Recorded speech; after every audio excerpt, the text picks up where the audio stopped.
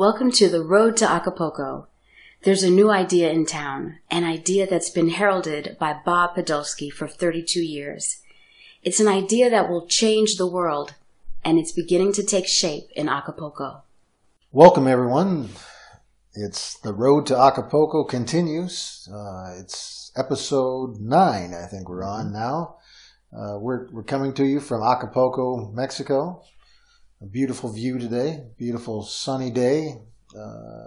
December 26th is the date, so Christmas is just behind us for those of you that celebrate that. But in any case, it's me, Michael Nimetz, and I'm here with Bob Podolsky, and today we're going to talk about the necessity of feedback. I think in our society these days, it's pretty difficult to get honest feedback. And most people's relationships aren't really based upon the feedback that they get from others, but more about what they see in things like television and movies. Their relationships are essentially reenactments of the relationships that they see on the screen. And so this is one of the advantages that the Octologue brings, is that honest person-to-person feedback, and in a circle of trust. So, Bob, you got anything more to say about that? Or where do you Surely. Well, first of all, the concept of feedback is not unique to how people interact. Whenever there is a process taking place, there may or may not be present a mechanism that allows the initiator of the process to make adjustments. And when there is such a mechanism, we call it feedback. And frequently this applies to things like gadgets, electronic devices, things that adjust automatically. For example, you want to get on the elevator, you're not yet on the elevator, and the elevator doors are starting to close, and you stick your hand in between the doors. Oh my gosh, you could get crushed. But instead, the doors reverse. You gave them a signal telling them, in effect, that to continue closing is not the right action to take. You provided a feedback loop. And in servomechanisms, in the theory of servomechanisms, a feedback loop is an essential part of what makes a servomechanism work. Servomechanism being the kind of mechanism that operates the doors of an elevator. So when we talk about humans and their interaction, the feedback loop is really important. Without adequate feedback, we're going to screw up every relationship we have. We need feedback. Everyone needs feedback. And there are ways of providing it that are helpful and ways that are not. Michael, that's all I really want to say about the sort of the introduction of the subject matter. Why don't you take the next step, and then I'll come back and fill in after that. Well, I was actually watching a video the other day on sailing, and the gentleman had a little scale. He referred to a scale. And he said, on a scale between dreaming and doing, we've discovered that the more that you get towards doing, the more, and this is his word, rad it is. The more wonderful it is. The more that people do the things that they dream of, the more wonderful their life is. And I think everybody would agree with that. But the problem is that within the difference between dreaming and doing is another circle, and that's called fear. And fear is what keeps people from taking their dreams and doing them. But how do we alleviate the fear? How do we alleviate the irrational fear that people have? In many cases, this fear is put into people because of things that they've seen other people do, things that, of course, are on movies and television, the news and everything else. Obviously, there's a lot of fear porn out there in the world that continue to make people afraid of doing anything. But the way to resolve that is through an octologue. And the octologue gives us the opportunity to really put those fears out in front of other people and get some honest feedback about what those fears actually represent. What do you think about that, Bob? Well, I think that's right on. And one of the things that is very specific to what you said is this idea of honest feedback. What constitutes honest feedback? So I want to address that briefly. The thing that constitutes honest feedback sometimes seems particularly blunt. Sometimes it seems uncaring of other people's feelings. When you put out the truth, not everyone wants to hear the truth. But there is a way that you can state the truth where you are not doing something to the other person to their detriment. And that's really important because it is possible to provide feedback that harms people. It's not just feedback, it's also a kind of propaganda. For example, suppose you were to tell a child that they are not a child, they are a monkey. Okay, that would be a false statement, but the child doesn't know it's false. What's going to happen in that child's life if they believe the statement? Oops, that could be damaging. Okay, well, when you think about all the things that parents sometimes say to their children when the children aren't doing what the parents want them to do, frequently those statements are damaging. Because they are like that. They are like, you are this or you are that. And the fact is that honest, high-quality feedback does not take the form of telling people what they are or who they are. That is false. Okay? Telling someone who they are is a lie because you don't know who they are. You don't read their mind. You're not in their skin. You're not in their brain. Therefore, we have to have a way of giving people feedback that doesn't have that effect. And it's easy to do. And here's the formula for it. And by the way, you will find this formula in books that have come out from time to time, one of which is a book, I believe it's called Nonviolent Communication. That's a fairly recent book. It's come out since 2000. I don't remember exactly what year it came out. But the knowledge that it represents goes back a long ways because this is something that I remember I started teaching in 1974. So it's been around a long time. And it goes like this. If I tell you what my eyes see, or what my ears hear, or what my fingertips touch, I'm not telling you who you are, I'm telling you my experience. I am the only arbiter of my experience. I'm the only one living in my skin, having my brain, interpreting my experiences, and so I'm the only one who can tell you what I see, what I hear, what I touch. My perceptions, they're mine. I am in charge of them. So I can tell you what I perceive, and I'm not telling you who you are if I'm perceiving you. I might say, well, I see you sitting there with your eyes pointing in different directions.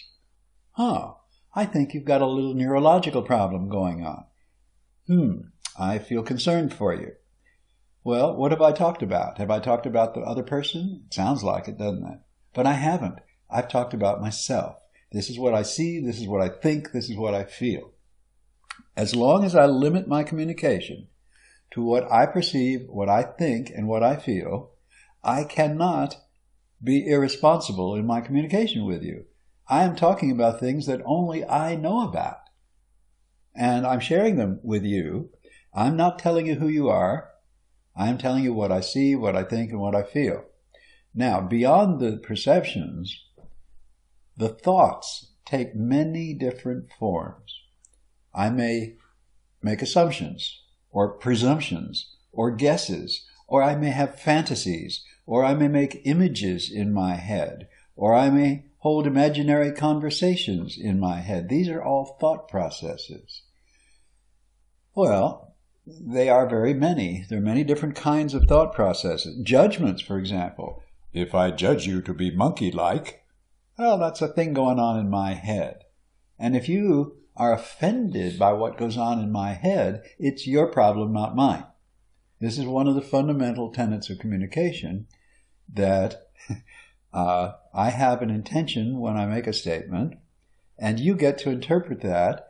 And if you don't like the interpretation, one of your options is to try on a different interpretation. See what a different interpretation means to you. But as long as I'm telling you what I think, based on what I perceive, I'm still only talking about me. Same thing with feelings, except feelings aren't just in my head. Feelings occur throughout my body. A feeling, the thing we call a feeling, is nothing but a combination of physical sensations for which we have a label. So fear is one of those things. Fear is a combination of physical sensations for which we have a label. Well, we have labels for combinations like anger and excitement and pleasure and so forth. Those are useful distinctions, and when I'm talking about them, I'm always talking about something in me. And by the way, I should mention, a lot of people confuse their thoughts and their feelings. You ask them, what do you feel in relation to something? And they'll tell you what they think, and they don't realize that they're not telling you what you asked them for. They're telling you something they think instead of something that they feel. So that's can be a concern. But as long as you limit what you say to these I statements, I think, I perceive, I feel, you're not being irresponsible, you're giving good feedback. Now, that, in a group setting, is frequently misunderstood. Okay, this is something that takes some practice. To learn to do this in a group, in an Octologue, for example, takes a little practice to be able to hear someone say such things and not get triggered by old stuff in one's subconscious. Okay, so if you say something to me and I feel, oh, I'm so offended, well, I'm the one with the problem, not you. I have something going on with me that if I didn't somewhat believe what you're telling me, oh, that's where the problem is. You tell me I'm an ass, and I go, oh, maybe I am. Oh, now I'm offended. If I didn't believe what you said, I wouldn't be offended. I would just say, oh, well, that's a mistaken perception on your part. You're not thinking clearly on your part, probably. I don't read your mind, so I don't really know what you think until you tell me. And even then, I only know what you tell me, not what you think. So you tell me you think a certain thing, you tell me you think I'm an ass. Okay, well, that's what's going on in your head. It doesn't pertain directly to me. It pertains to you. So one of the tricks to giving really, really good feedback is simply that. Limit what you say to your perceptions, your thoughts in all their forms, and your feelings.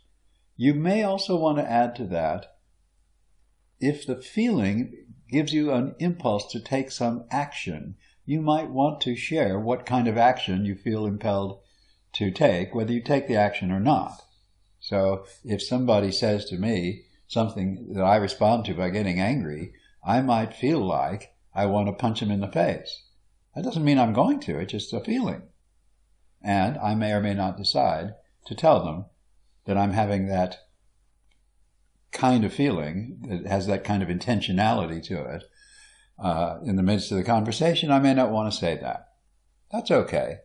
It's not the more important part of the conversation. The important part is I say, I perceive this, I think this, I feel that. That's the really important part. And when you can do that routinely and automatically, so to speak, because it does get to be automatic, then your conversation with another person and your feedback to them is going to be really good.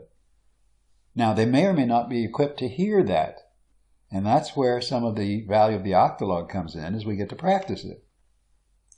Yeah, I think that's a very important thing that the Octologue allows for people to do, is practice these skills, because most of what people believe to be communication is what they've been programmed to believe through the media and through the movies and television shows and their childhood, and also through the childhood as well. But these have all been, because we're getting into such a media-driven society. The adults as well as the children are essentially all being programmed by the system. And, all these messages that keep being repeated in the media are being embedded into our subconscious in these triggers that everybody, is becoming more and more aware of, because they're being triggered more and more about anything and everything. And this is no way to live. I think there's Viktor Frankl, I think, made the statement that between impulse or input, being put on the spot here, between stimulus and response is your freedom. So when some stimulus comes along and you immediately respond, you have no freedom. And that's essentially your subconscious being programmed, correct? Right, correct. And so what these repeated messages are really all about is programming people's subconscious to react immediately to stimulus. Let me take a look at that from the other side, because there's another piece of this that's valuable. That is that in my early childhood conditioning, certain responses get programmed in by trauma. Mm-hmm. I'm not talking about cruel parenting. I'm talking about parenting that's ignorant. It isn't cruel, but it might as well be. It's received as if it were, if it's painful to the child. Only in children does what we tell them they are deeply affect them. In other words, if I tell a young child, say 3-4 years old, that they're a monkey, or that they're stupid, or that they're something else, that will affect them, because they don't know not to believe it. They don't have that choice.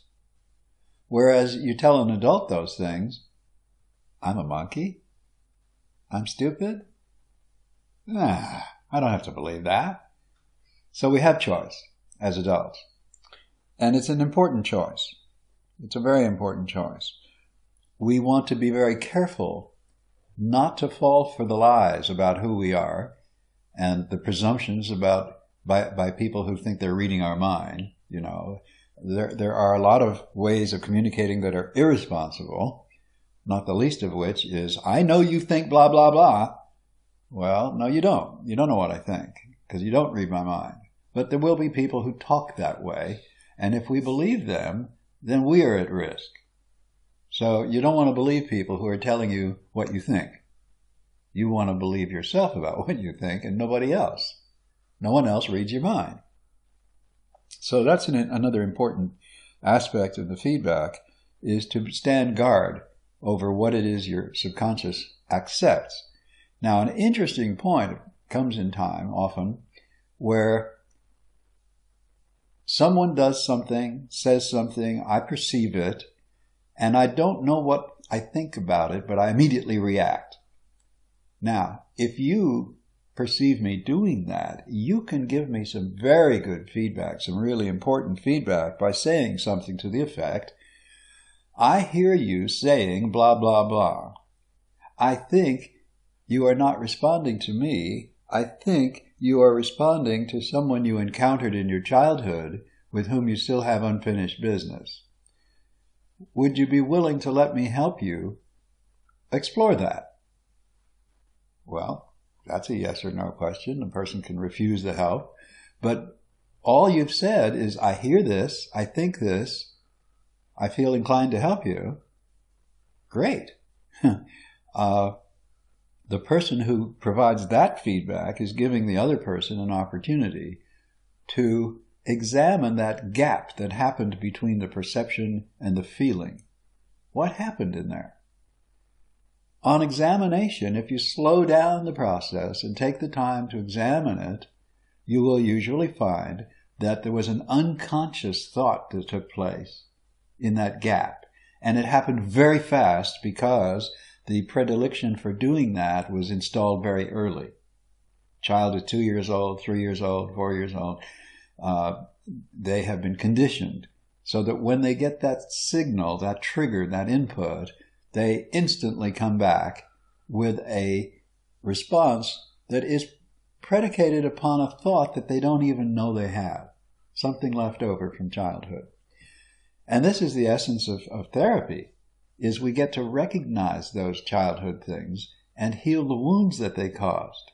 In a good relationship between a man and a woman, for example, or between any two adults who want to have an intimate relationship, that kind of helping each other recognize what's going on that deep level is a very important component of a good relationship.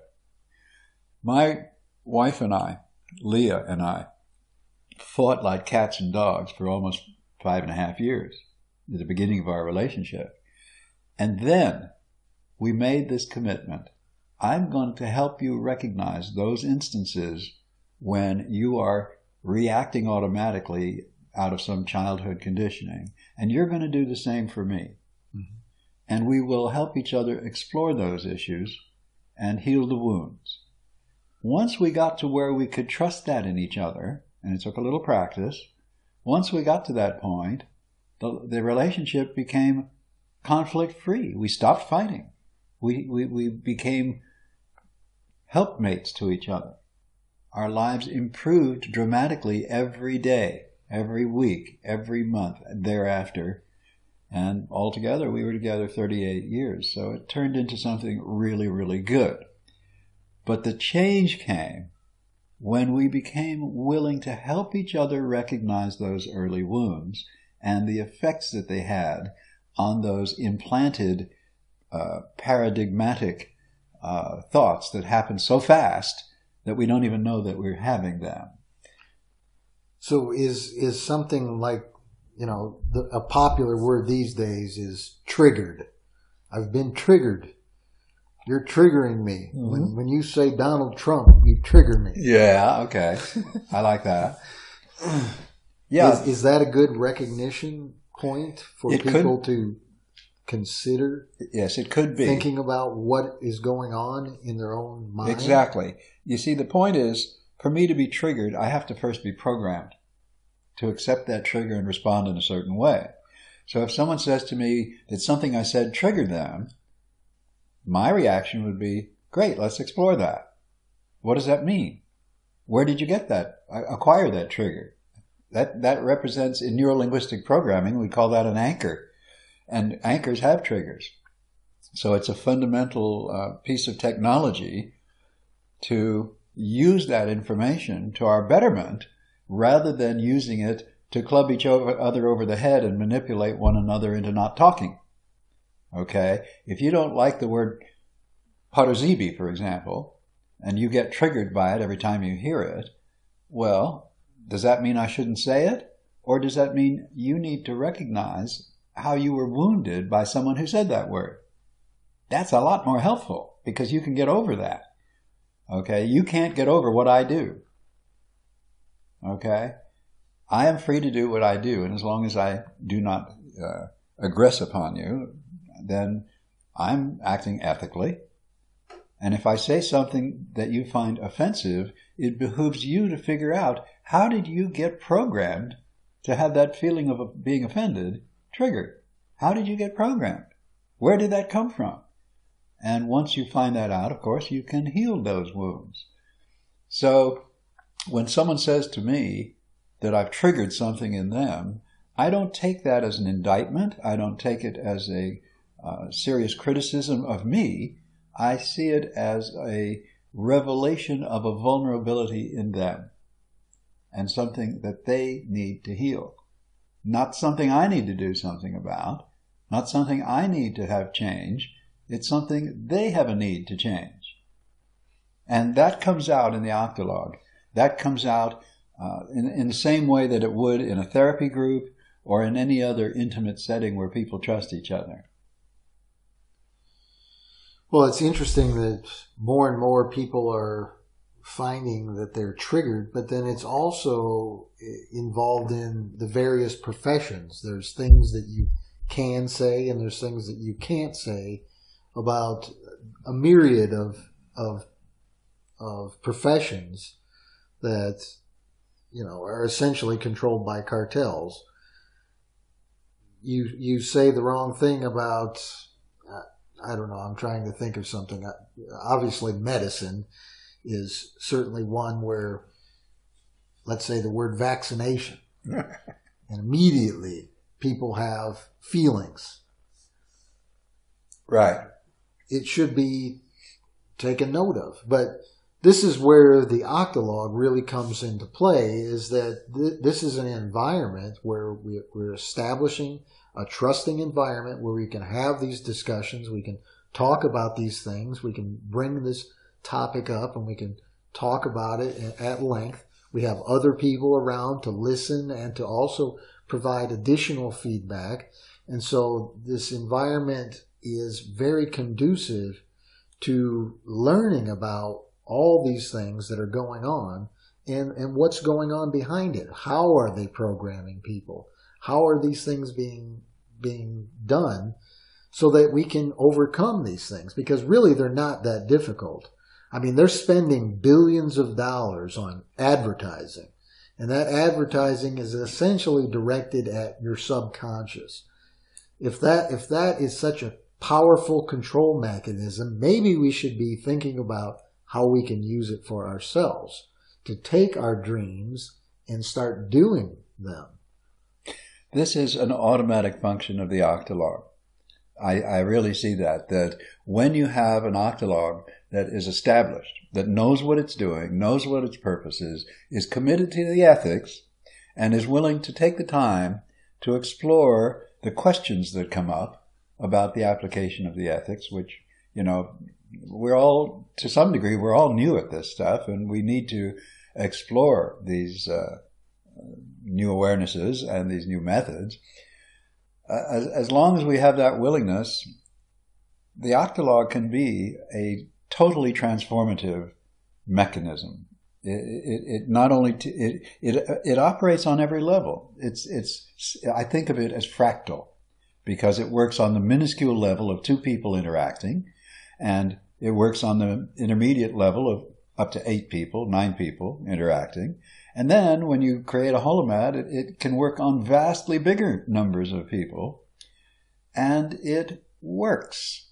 This is the thing that I want to get across, is that those of you who have heard me talking about this stuff for years have raised the question, how do we know it works?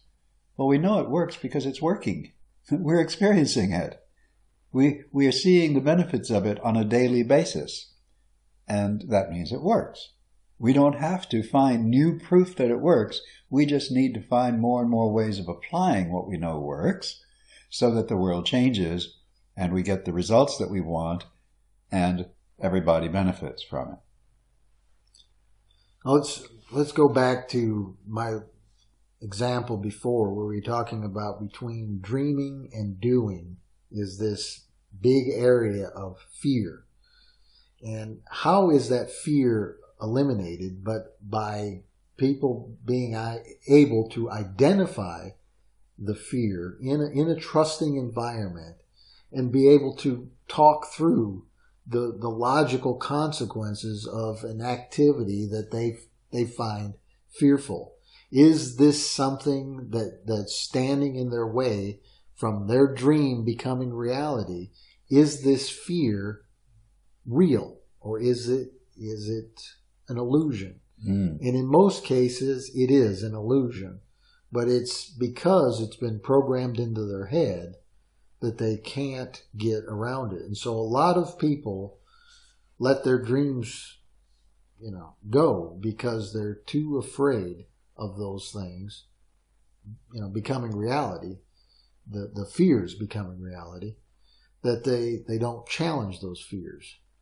But in a group environment like an Octologue, or in an environment of an Octologue, people have that opportunity to examine those fears. And by getting those fears out of their way, they really have the opportunity to realize their full potential. And this is another thing that I think is just an amazing part of an Octologue, is addressing people's fears. Right. Right. When people feel free to bring up their fear and discuss their fear, it's much easier for them to receive the help they need to get over the fear. When you keep your fear secret, it stays bottled up, and if anything, becomes more intense. I grew up in a household where the expressions of fear and anger were forbidden, and it had very detrimental effects on my life until I got into therapy and freed myself up to actually experience those emotions. There's nothing wrong with having such emotions, and when you are sufficiently grounded in reality, you can have those feelings and not feel threatened by them. And that's kind of interesting, that you can actually experience your fear and not feel like it's threatening you. That is almost a contradiction in terms, and yet there's a reality to it, that with the right environment and the right support and the right encouragement, you can actually not be afraid of your fear and get over the effects of early conditioning of fear. So I recommend it, and I think it's an important part of the road to Acapulco. I think it's an important part of what most members of our species need to learn. And it's a part of what is going to keep us from making ourselves extinct, if anything will. Well, I think that fear is certainly an element that is a necessity in people's lives. It's a feeling that people have to understand. Helps actually, because fear does sharpen our skills, but that doesn't necessarily mean we have to adhere to the perception of fear. We have to examine the fears, and we have to assess what risks really are out there versus what risks are perceived to be out there. And unfortunately, in our society and with the powers that be, they have put fear at the top of the list for quite a few people. And that's really what stops people from really realizing everything that they want. Mm-hmm. And so,